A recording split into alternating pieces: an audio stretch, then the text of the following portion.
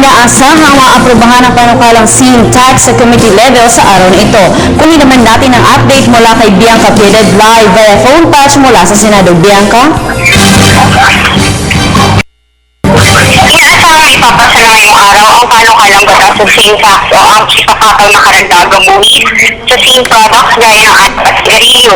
Kumbinsido ang Senate Ways and Means Committee Acting Chair na si Senador Franklin Drilon na mayroon ng 13 senador at siguradong bukoto sa sin tax bill. Dadaan na lamang sa period of amendments ang naturang bill kung saan imumungkahi ng mga senador ang gustong baguhin o idagdag patungkol sa sin tax. Ikukonsidera naman sa bahagi ng bill ang mga mungkahi kung ito'y tatanggapin sa plenaryo.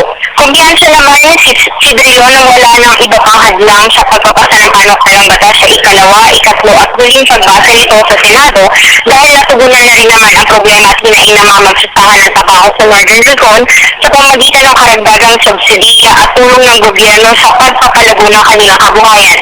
Dahil 80% din ang kanilang produksyon na pwede na rin pang-export. Matatanda ang 6 na bilyong piso na ang ilalaan ng subsidiya para sa tobacco farmers, kikitain ng pamahalaan na 40 to 45 billion pesos sa unang taon ng implementasyon ng SINTA. Samantala naniniwala si Drilon na mas mapapabilis ang pag-aproba sa nasabing panukalang batas sa bisa ng sertifikasyon ng Pangulo.